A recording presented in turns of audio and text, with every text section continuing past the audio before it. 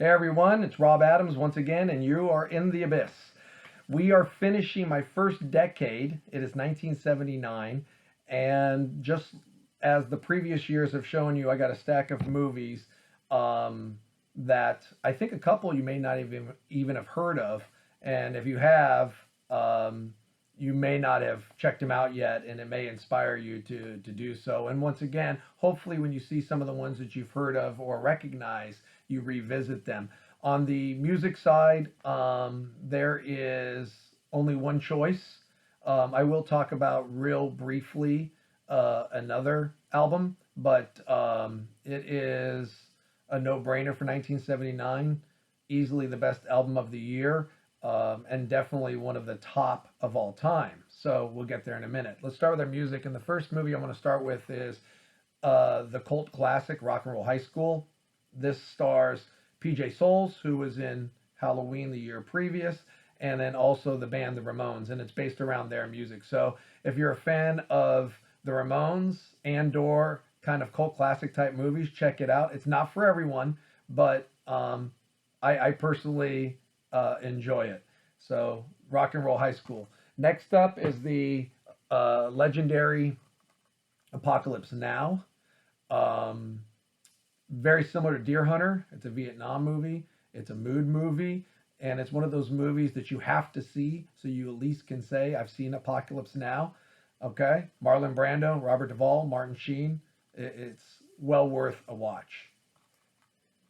Next we have the sci-fi classic Alien. This was given to me by one of my students for my 50th birthday, so it's only fitting that it makes it into at least one of my videos. This is a new Steelbook 4K Blu-ray version, updated with a new transfer. So it's making this movie look as good as it's ever looked. It's a classic. Sigourney Weaver, awesome. It's a great sci-fi movie. If you are into sci-fi, it's a no-brainer. If you're not, it's still a no-brainer. Next up, we have early Mel Gibson in part one of the Mad Max trilogy. It is a really, really strong starter to this trilogy, and it's a great movie overall, and it really is the start of Mel Gibson's career. It's a different kind of movie, but it's fun, and it's a good start to watch Mel Gibson. I personally like Road Warrior better, which is the next one, but this one is very, very good. All right, now we got another Al Pacino, and Justice for All. One of my favorite Pacino films. It also stars Jack Warden, who was also in, 12 Angry Men back in the day. He was also in Heaven Can Wait, which we talked about yesterday. Shampoo. He's in The Verdict with Paul Newman. And the cool thing about Jack Warden is he's always the same. He's always been the same guy. He's very consistent, and we talk about it. You as the character. Jack Warden is a great example of that. And he's one of those ones you've heard the name, when you look him up, you're like, oh yeah, I've seen that guy. He's awesome. And him with Pacino going back and forth, it's phenomenal. And of course, this is the famous, I'm out of order, you're out of order, this whole courtroom's out of order. This is the film, so you need to check it out. That leads me to my last two, and it was pretty close, but ultimately I knew which way I was going to go with number one for 1979. So my runner-up is going to be Rocky II.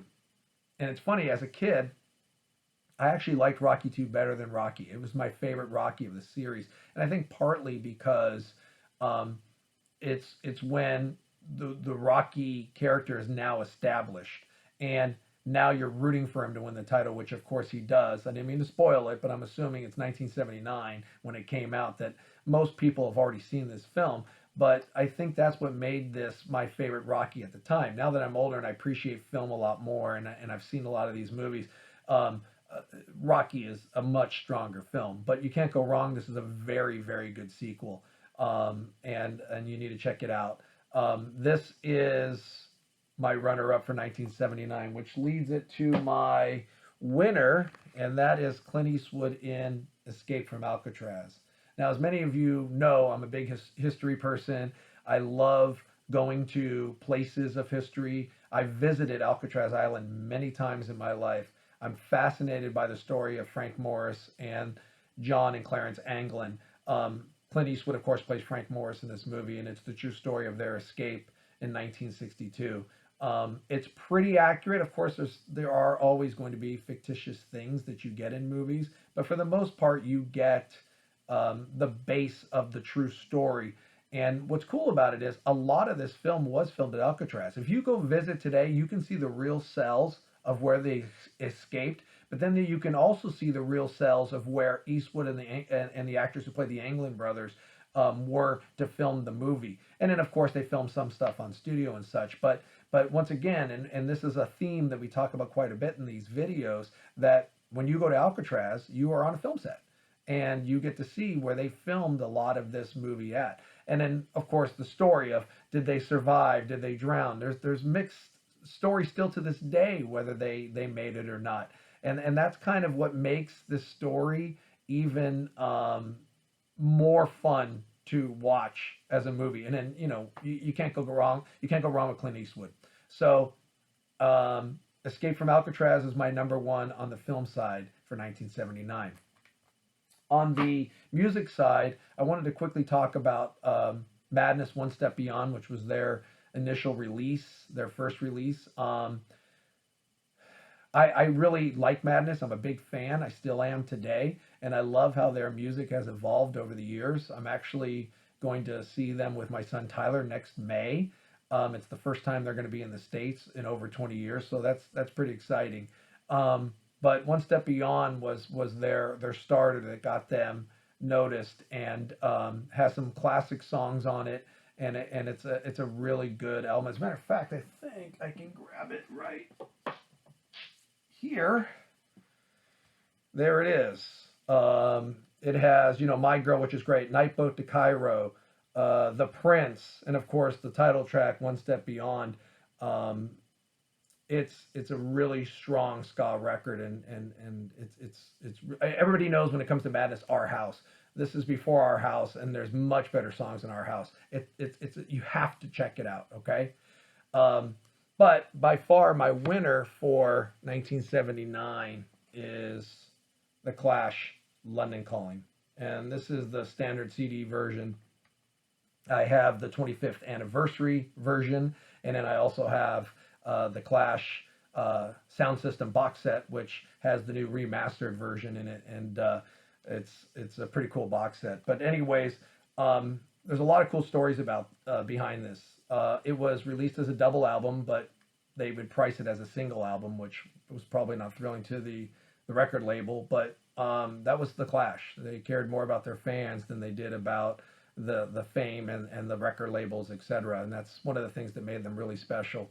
London Calling is their third album, and it's actually 19 songs. It was originally supposed to be 18 songs. They had done a song, Train in Vain. It was going to be a single, and then at the last second they threw it on the album, but the sleeves and everything had already been printed, so they only listed 18 songs. So it was kind of cool if you had the album, which I did and I still do, where you would play the album and you get to the end and all of a sudden there was an extra song, fifth song on that last side, and it was the surprisingly awesome Train in Vain, which is one of their bigger hits today, one of the more radio friendly hits today, but originally was not supposed to be on the album. So this actually lists all 19. That's what they do now because we know it's on there.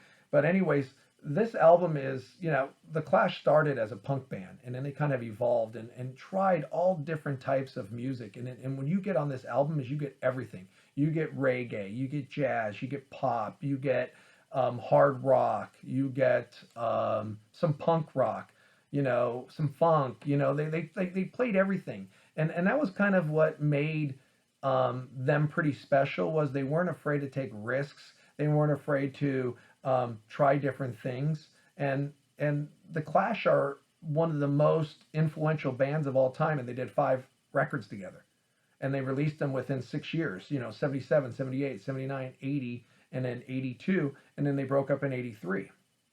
So to be that influential and only in that short period of time shows you how great they were at making music.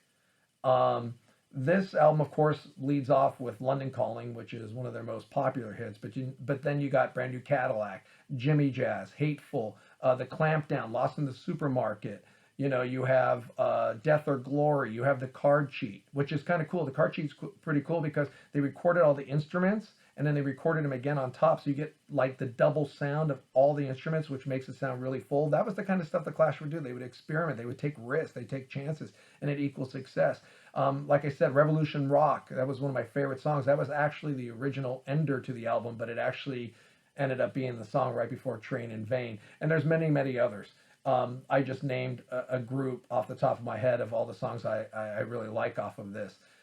This is an album that you must sit down and listen from start to finish. And I know that's a lot of songs, and I know that's a lot of time, but it's well worth it. It has to be it has to be listened to in its entirety, and do that in the car, whatever you need to do. But that's what this is. That's that good. You will find this listed on 99.9% of all lists as one of the top 10, if not top 5 records of all time. Real quick on the cover, London Calling is paying homage to the original Elvis Presley record, where it said Elvis Presley in these colors. And then the black and white picture was Elvis with a guitar, but this is Paul Simon on the bassist breaking his bass, and it's kind of blocked by the sticker. And it was caught in New York, I think at the Palladium in '79, and that becomes the legendary cover. So 1979, one of the greatest records of all time, London Calling, and then on the film side, Escape from Alcatraz. All right, so on Monday, we start with the 80s. So it'll be fun. Do me a favor, make your comments in the comment section and subscribe, and we'll see you Monday.